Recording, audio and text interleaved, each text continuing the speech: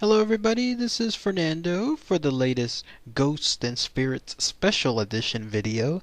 Another entry here, at least with regards to my ghost hunts.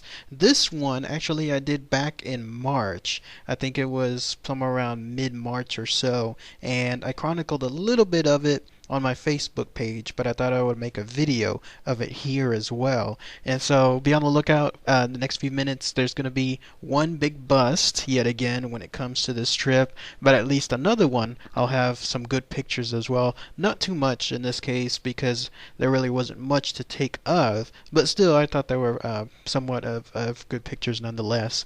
So it has to do with a trip that I took to San Antonio, Texas. I call it part one because there's a lot of places in San Antonio to visit that are haunted.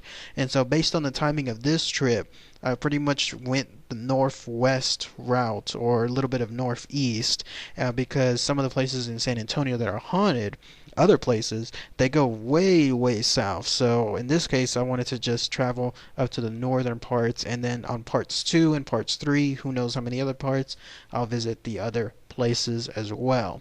So the first place that I visited is this place, the Northstar Mall. This is the only picture that I took. And the reason why I went to this place and the reason why it turned out to be a bust is because it's a known location apparently of some shadows. It's a mall.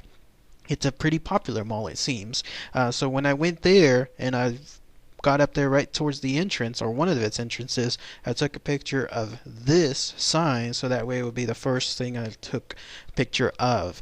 Unfortunately though, it was a bust because I went there on a Saturday, or was it a Sunday? I can't remember, but it seems like it was the busiest time, like it was Christmas, like it was the day before Christmas or the day after or whatever, because it was so busy there. I couldn't believe how busy it was. There was a huge crowd of people all throughout all the hallways, all throughout all the stores. It was a huge bust because the only paranormal stuff that people see is there are shadows, quote unquote shadows, that are somewhere there in the Northstar Mall, and then they brush past you and then whisper your name. So when you're dealing with a location that instead has hundreds of people in the hallways, there's no chance at all between all that hustle and bustle and all of the noise that's coming from all the people, all the talking, all the yelling, all the crying, in this case from some of the kids. It was just a huge bust. No chance at all for me to try to hear my name being whispered. I even tried to see if there was maybe some kind of corner within the mall, somewhere where I could just hang out and then try to run something, maybe a recorder of some sort, try to hear something. But no, even the echoes that came from the people in the halls, it just spread everywhere, including the corner hallways. So no go. So that's why I didn't even bother taking any other pictures as well. I did try to see if something could be seen, like maybe it's some kind of shadows. There's a huge parking lot area there that encompasses several floors. Maybe that's where the shadows are quote unquote seen, but no, nothing at all. So big bust. The idea did come across that maybe, just maybe, these experiences are more for the employees, let's say after closing time, and let's say they're by themselves and then that's when they see these things or hear these things. That's a possibility, but at least through my experience, no. So unfortunately, nothing I can say here. So instead, I went to the next place that was somewhat nearby, and it has to do with this. Yet again, another park that I visited within my ghost hunt, and it has to do with the Comanche Lookout Park. It's a nice little park. It's a tiny park. It's probably about maybe 1 to 2 miles in total trail. Nothing like the other park in Arlington that was a bus, which was again about 20 miles total. Nope, in this case it was just 1 to 2 miles.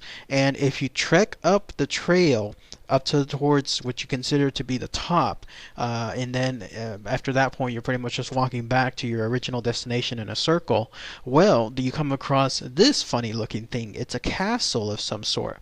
But this is not just an ordinary castle. It actually used to be a home. Who owned this home? I don't know. I don't have the information related to it. But way back when, we're probably talking about, a couple of good decades back, whoever owned that home decided that they wanted their home to look like a castle. And so what they did is it looks like they added more layers on top. They added like a second floor, a third floor, and then a fourth floor.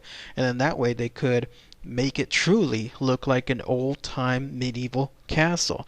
Well, sometime after that period, most likely when this guy died, he either gave it to the city or the city took over it, maybe through some kind of eminent domain of some sort. But either way, they turned it into like they kept the land as is and they turned it into a park. And so to this day, you can go into that park, you can walk up that nice little trail. It's a good place. It's a good hiking place of some sort. I saw probably about a dozen people scattered around, and they were either hiking or just walking around with their dogs. But if you go up that trail, then you come across this. Now, as far as the hauntings associated with it, apparently whoever was that man still frequents that location. He loves being there. And so the idea is if you're there at the right time, at the right place, then you can see these lights coming out of the tower clearly when there should be no lights. There's no electricity going towards it. Nobody lives there, in fact. There's nothing even in terms of, let's say, makeshift remote sun-controlled lights of some sort that light up. No, it's just the castle itself. But there are reports of people seeing strange lights, again, coming straight out of the tower. So I took a bunch of pictures. I could not get as close as I wanted to because there's an iron gate surrounding it.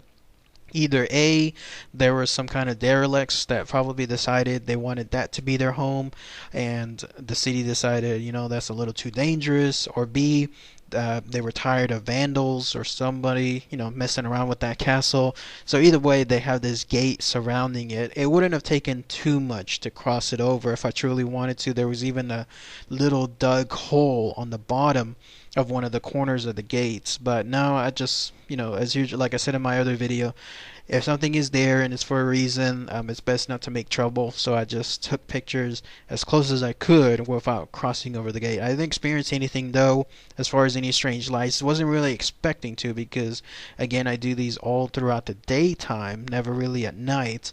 But at least I was hoping to see something. Nothing though, unfortunately, came across it. But that was the second place that I went to go see there in San Antonio. But that's it. With regards to my San Antonio trip, I'm going to do several more, as I mentioned, like parts 2, parts 3, because there's a bunch of stuff.